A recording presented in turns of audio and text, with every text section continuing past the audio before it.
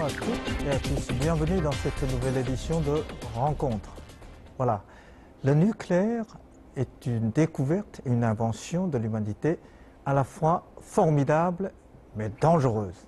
Formidable parce que c'est une énergie peu chère, inépuisable et très propre. Dangereuse, je pense aux catastrophes Tchernobyl, Fukushima et bien d'autres. Dans le contexte actuel de la guerre contre le terrorisme, un autre danger est très présent. L'attaque, par exemple, des terroristes contre une centrale nucléaire ou bien l'utilisation directement des armes nucléaires. Cela concernera des centaines et des centaines, même des millions de vies humaines. Conscient de ce danger, la communauté internationale se réunit actuellement aux États-Unis pour discuter, pour parler justement de la sécurité nucléaire. Je suis très heureux aujourd'hui d'avoir deux invités pour nous parler de ce problème. Caroline Puel, journaliste, bonjour, vous êtes journaliste, spécialiste des problèmes internationaux et surtout vous êtes l'auteur de best-seller 30 glorieuses de la Chine et vous connaissez bien ce problème et merci d'avoir accepté notre invitation. Merci. Et puis professeur Li Tan, vous aussi vous êtes spécialiste, professeur de l'Institut de diplomatie de Chine et vous connaissez aussi très bien les relations internationales, surtout sur cette question. Vous êtes auteur aussi de nombreux articles concernant des relations internationales, mais aussi ce problème. Merci aussi d'avoir accepté notre invitation. Merci à vous. Bon, avant de commencer notre discussion, comme d'habitude, je vous invite à regarder ce reportage pour mieux comprendre le contexte de cette conférence. Le 31 mars dernier, juste après sa visite d'État en République tchèque, le président chinois Xi Jinping s'est rendu aux États-Unis pour participer au 4e sommet sur la sécurité nucléaire qui se tenait durant 2 jours à Washington. Xi Jinping a rencontré plusieurs chefs d'État en marge du sommet, dont son homologue américain Barack Obama. Une rencontre durant laquelle les deux hommes ont notamment discuté de la situation tendue dans la péninsule coréenne. Le président chinois a rappelé que le problème ne pourrait être résolu que par le dialogue et la concertation. Les attentats de Bruxelles ont également relancé l'hypothèse d'un projet d'attaque à grande échelle visant des installations nucléaires sur le territoire européen. Le sommet s'est donc penché sur les meilleurs moyens de sécuriser les produits radioactifs et d'empêcher leur utilisation pour de potentiels actes terroristes. En tant que membre permanent du Conseil de sécurité de l'ONU et puissance nucléaire reconnue dans le monde, la Chine a confirmé sa volonté d'améliorer la gouvernance globale nucléaire. Une Chine qui, afin d'œuvrer à la paix et à la sécurité dans le monde, s'est dit prête à jouer un rôle de direction dans les affaires internationales de la sécurité nucléaire. Bon, voilà. Alors, ma première question est à Caroline. En fait, le président Xi Jinping est aux États-Unis. Est-ce que, je pense, le président français François Hollande ira aussi, lui aussi, pour un sommet si important? Je pense qu'il sera présent aussi. Tant de chefs d'État arrivent, se réunissent pour un problème de sécurité nucléaire. À vrai dire, nous ne comprenons pas en réalité très bien de quoi il s'agit. Alors, est-ce que vous pouvez nous expliquer qu'est-ce que cela veut dire la sécurité nucléaire? Il concerne la sécurité des centrales nucléaires, mais ou bien aussi des attaques terroristes pour cette question. Oui, bonjour Jean-Joline et professeur Li. En fait, ce sommet sur la sécurité nucléaire, c'est un peu le bébé d'Obama. C'est peut-être même une des principales réalisations de son mandat. C'est le quatrième voilà. sommet. Donc c'est vraiment ce que le président américain a voulu créer Et c'était un petit peu la conséquence immédiate de son discours de Berlin en 2009, quand il a parlé de la fin de la guerre froide. Il a fallu mettre en place des instruments et donc créer cette conférence pour discuter de la sécurité nucléaire. C'est pour détruire toutes les armes nucléaires? Alors ça aurait été bien, puisqu'il y avait eu... Ce sera formidable. Oui, on aurait pu le souhaiter. Évidemment, ce n'est pas ce qui se passe. Mais néanmoins, ce qui est important de voir que c'est la 4e édition, puisque c'est un sommet qui a lieu tous les 2 ans. Donc le premier avait eu lieu en 2010 à Washington, le second a eu lieu à Séoul en 2012, le 3e à La Haye en 2014. Voilà le 4e à nouveau à Washington. Et le président américain espère bien que cela s'inscrive dans la durée et que ce soit en quelque sorte un héritage politique de son passage au pouvoir. Alors on verra si ça dure ou pas. En tout cas, cette fois-ci, vous avez quand même une 50aine de chefs d'État qui sont représentés, notamment tous les présidents de ce qu'on appelle le groupe du P5. Alors, le P5, c'est-à-dire les 5 pouvoirs, les 5 puissances nucléaires, ce sont les mêmes que les 5 membres permanents du Conseil de sécurité. Hein. Donc, la Chine... Il y a plus de pays qui possèdent de l'arme nucléaire. Absolument. Il y en a plus. Donc, la Chine, les États-Unis, la France, le Royaume-Uni et la Russie. Et puis vous en avez d'autres, évidemment. Vous avez des pays comme l'Inde, voilà, et potentiellement Israël. Et il y en a qui s'invitent tout seuls, puisque la Corée du Nord a fait savoir qu'elle venait participer, ce qui est à la fois rassurant, puisqu'on se dit que c'est très bien qu'il soit dans la discussion, et inquiétant, parce que ça veut dire que personne ne reconnaît qu'il est un pays nucléaire, mais eux-mêmes s'inscrivent dans cette mouvance. Donc ça, c'est quelque chose d'important. Et de quoi va-t-on discuter? Eh bien oui, effectivement, de cette fameuse sécurité nucléaire et de la sûreté nucléaire. Parce qu'en fait, en français, vous avez vraiment 2 termes. L'un qui est assez technique, qui va parler de ce qui se passe dans la centrale, du bon fonctionnement, de manière à ce qu'il n'y ait pas un boulon qui saute ou une coupole qui fuit. Et puis de l'autre côté, le risque terroriste, qui est aujourd'hui une menace réelle et avérée, qui a grandi, je dirais, au fur et à mesure des années, mais qu'on voit un petit peu se préciser avec effectivement le développement du risque et de la réalité terroriste maintenant sur la planète. L'attaque terroriste en Belgique il y a quelques jours.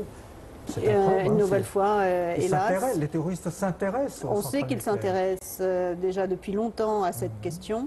Et donc, les chefs d'État sont là pour essayer d'échanger un maximum d'informations dans la mesure du possible, évidemment.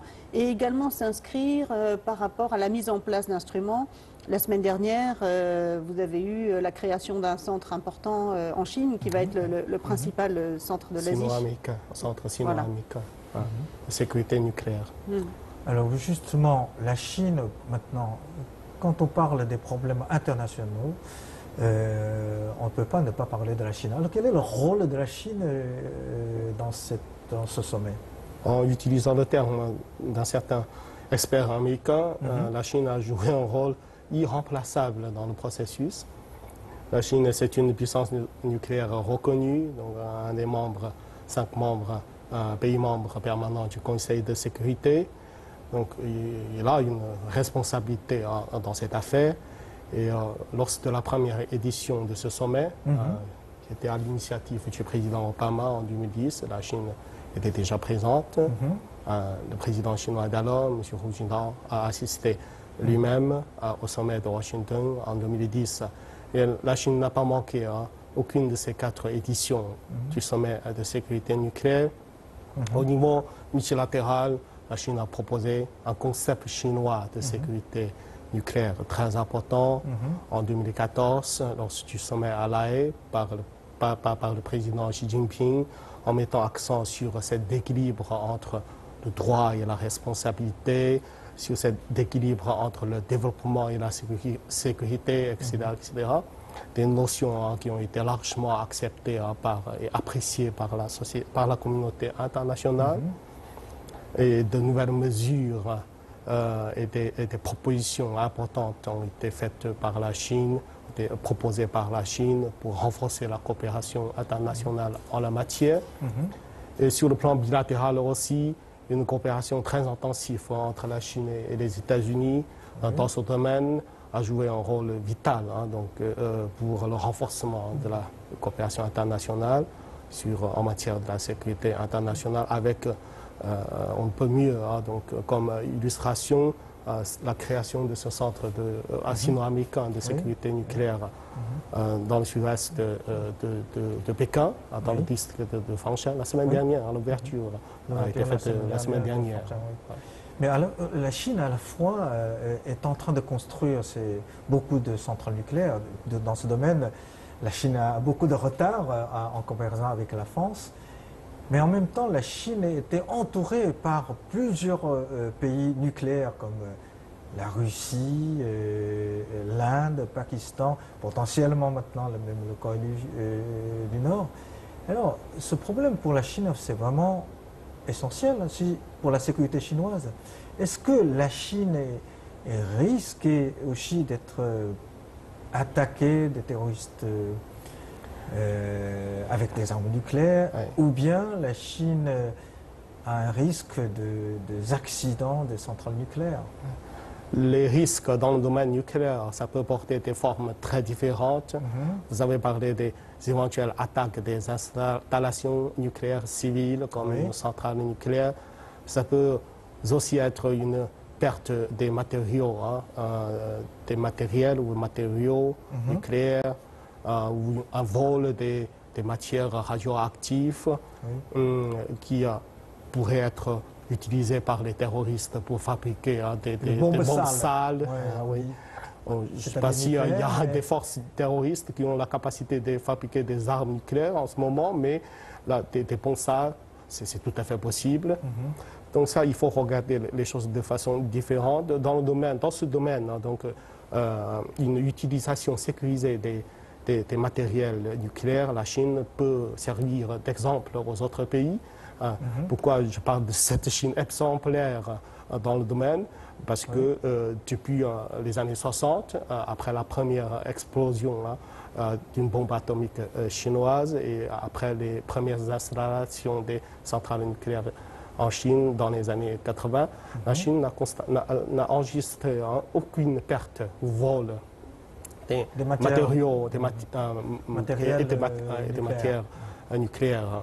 Donc la Chine, c'était à l'appui d'un système de gestion et de contrôle très, très rigoureux que la Chine a su établir dans ce domaine. Mais ceci dit, la Chine n'est pas un pays à l'abri des dangers nucléaires. Aujourd'hui, donc, par sa nature, ces risques nucléaires, ces dangers sont de portée internationale ou de portée même universelle. Donc, quand il y a un accident qui s'éclate comme celui de Fukushima au Japon, on ne peut pas dire que la Chine est l'abri de ce danger. Donc c'est pourquoi il faut que la communauté internationale réunisse donc leurs efforts pour faire face ensemble à ce nouveau défi. Et la France, après l'attaque terroriste de l'année dernière de Paris, et maintenant c'est Belgique, et surtout la découverte par la police belge que les terroristes s'intéressent aux centrales nucléaires. Est-ce que l'Europe risque une attaque terroriste sur ces centrales? Parce qu'il y en a beaucoup. En France, il y a une soixantaine de centrales nucléaires. Alors, bon, d'abord, c'est important de dire que il y avait déjà un risque sur les autres installations de grandes infrastructures. Par exemple, les barrages hydrauliques peuvent constituer aussi des sources de danger. Et d'ailleurs, le fameux barrage des Trois Gorges, qui est un projet qui est en Chine, donc c'est un projet qui a été étudié pendant presque un siècle, pendant tout le XXe siècle, puisque le premier projet remontait à 1911. Et à 2 reprises, il a été refusé par les autorités chinoises de l'époque, parce qu'il y avait potentiellement un risque terroriste, effectivement, si quelqu'un voulait faire sauter ce barrage, il y aurait eu une inondation de toutes les régions en dessous. Donc je dirais, à partir du moment où on parle d'un grand projet d'infrastructure, il y a un risque. Bon, alors dans le cadre du nucléaire, c'est particulier, parce que le risque est décuplé. Il n'est pas uniquement immédiat, il se pose sur 30 ans ou 50 ans, et sur une région beaucoup plus grande. Tchernobyl, par exemple, jusqu'à maintenant. Voilà, encore c'est jusqu'à inhabitable. aujourd'hui. Fukushima, malheureusement, aussi. le problème n'est toujours pas réglé. Il continue à y avoir encore de l'eau Exactement. nucléarisée qui glisse dans l'océan Pacifique chaque jour. Donc on sait que ce sont des conséquences extrêmement lourdes. Ceci étant, le risque est connu et surveillé depuis le départ, évidemment. Tous les sites nucléaires sont particulièrement l'objet de surveillance de l'armée des pays concernés depuis le départ. Ceci étant, on ne peut pas dire qu'il y a un risque zéro, puisqu'on peut toujours trouver un moyen, si on désire vraiment commettre un acte malveillant, on ne peut pas dire que le risque zéro n'existe pas. Ouais. Et c'est important aussi de voir que les nouvelles générations de centrales nucléaires, notamment le fameux EPR français, intègrent ce risque doublement, puisque vous avez sur le plan technique un système de double coque qui fait qu'en principe, le cœur nucléaire est véritablement protégé, y compris dans l'hypothèse où une bombe, un drone, n'importe quoi pourrait éventuellement tomber dessus. Mais aujourd'hui, donc, vous avez un double risque. Vous avez un risque naturel, comme on l'a vu à Fukushima, tsunami, etc. Et avec le réchauffement climatique, l'arrivée des grandes tempêtes, de la montée des eaux, etc., c'est un risque non négligeable sur plusieurs centrales nucléaires, non seulement celles qui sont en Europe, mais celles qui sont un peu partout dans le monde, y compris également sur le territoire américain. Toutes les centrales, je dirais, qui sont à proximité d'un océan ou d'un point d'eau sont potentiellement concernées ou proches d'une zone sismique. Et puis, effectivement, ce risque terroriste qui vient, je dirais, s'intensifier. Mais encore une fois, il a été étudié et il a été pris en compte dès le départ. Et de l'autre côté, pour le terrorisme, nous sommes dans une guerre contre le terrorisme. La France et les États-Unis ont tous déclaré la guerre contre le terrorisme. Alors, on parle l'organisation Daesh. Est-ce qu'on peut imaginer, ou bien c'est tout simplement seulement dans le film hollywoodien, est-ce qu'une organisation terroriste comme Daesh peut un jour, en possession d'une bombe atomique? Qui est-ce qui veut répondre à cette question? La question peut paraître folle donc à la première vue, mais le risque est là. Donc c'est l'une des raisons pour lesquelles que le président Obama a eu le courage d'initier ce sommet international de sécurité nucléaire. Donc au niveau technologique, donc aucune organisation terroriste n'a pour le moment la capacité de fabriquer eux-mêmes des armes nucléaires. Au sens strict du terme, mais des bombes sales, c'est tout à fait possible. Mais il y a aussi des gens qui disent qu'en fait, pour fabriquer une bombe atomique, sur Internet, on peut trouver On trouve des modes d'emploi. On trouve oui. hélas beaucoup de choses sur Internet.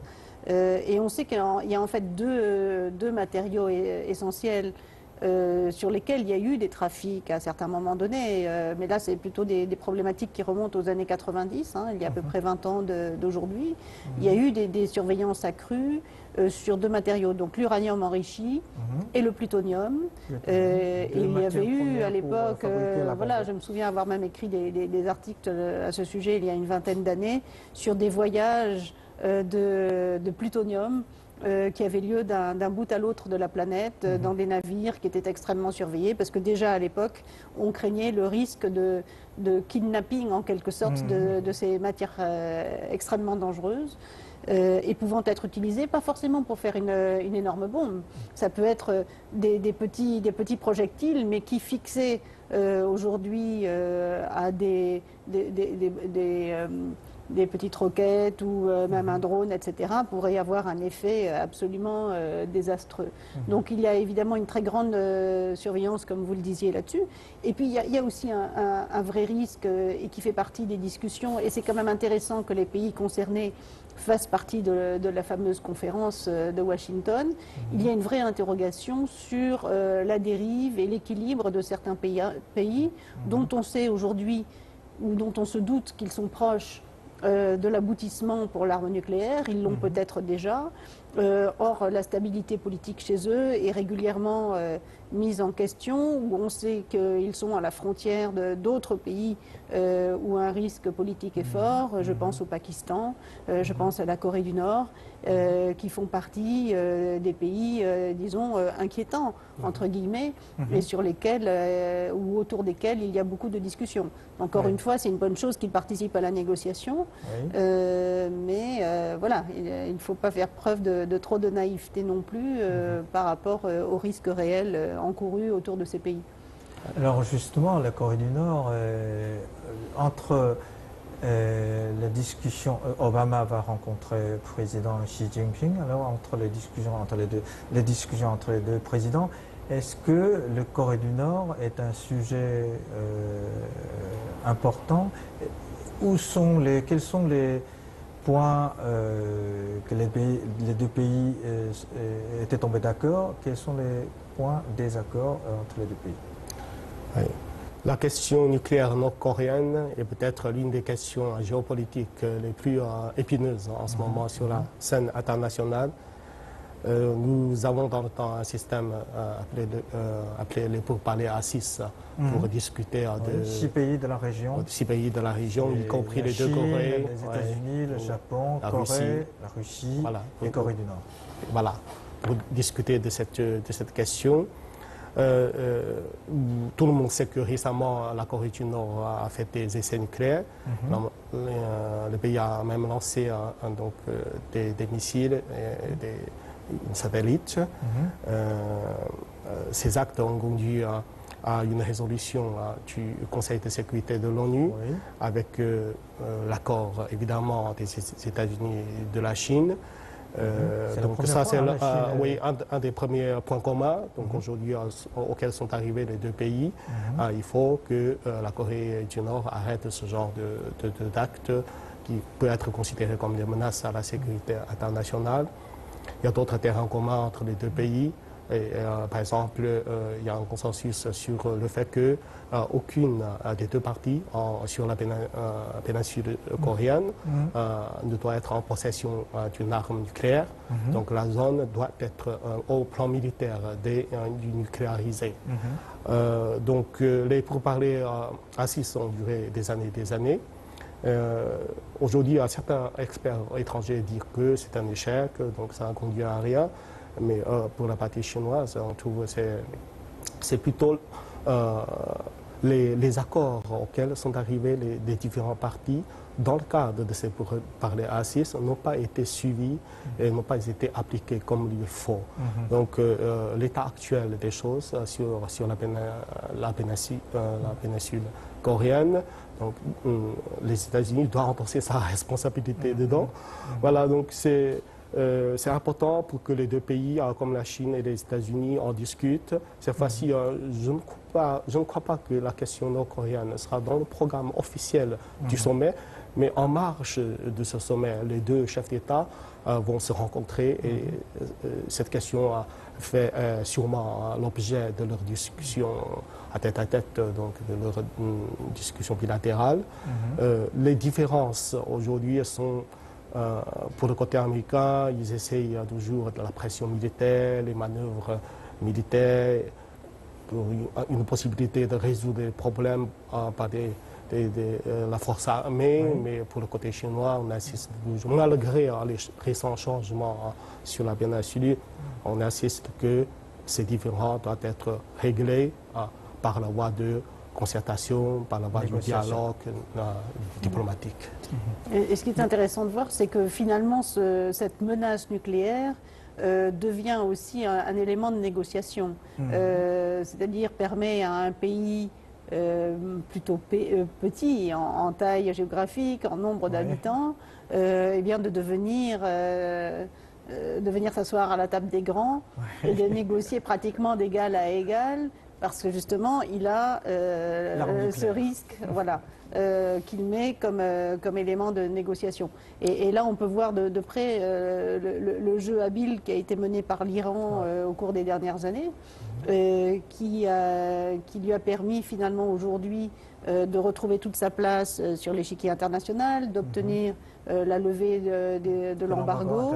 Alors, bon, l'Iran a également joué le jeu, si je puis dire, dans cette demande de transparence et d'ouverture des installations, jusqu'à un certain point, en tout cas suffisamment, pour qu'il puisse revenir autour de la table et être réintégré dans le concert des nations.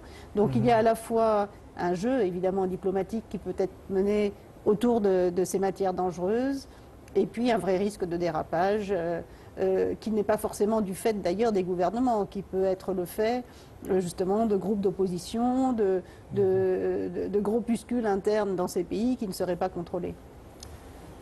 Bon, tout à l'heure, vous avez parlé de l'expérience pour la sûreté nucléaire en France, de troisième génération de centrales nucléaires, etc.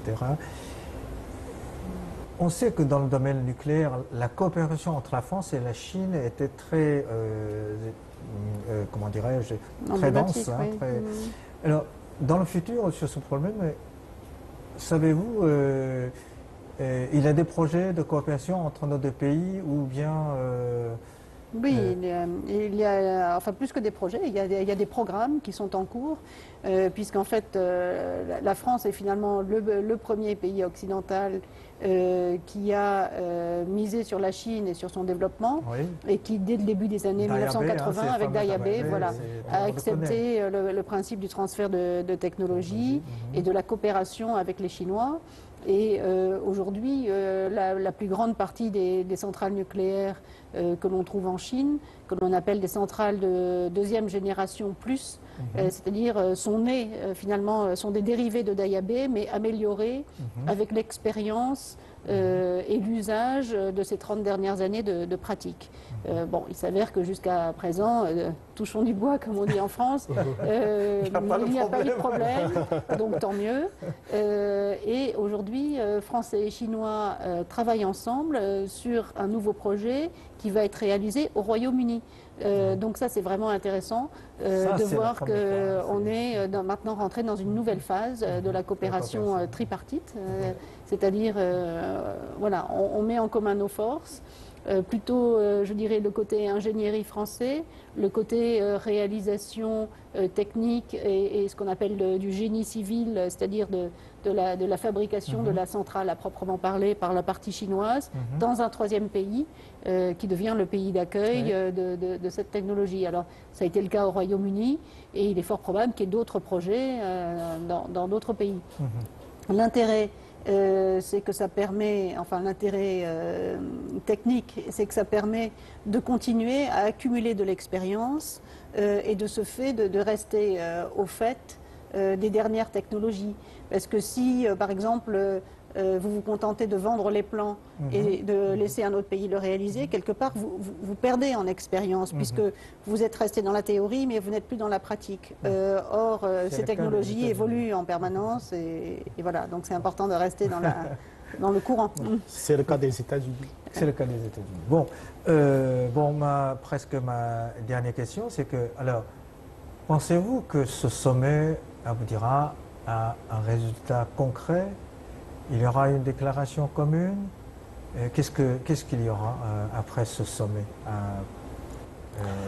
Je n'ai pas d'informations officielles là-dessus, mais à mon avis, il y aura sûrement un document donc, public, officiel, pour clore cette conférence importante. Il y aura de nouvelles mesures et de nouvelles propositions lancées pendant ce sommet par la partie chinoise et par les autres parties engagées. Voilà, donc j'attends maintenant avec un peu d'impatience. En fait, merci beaucoup pour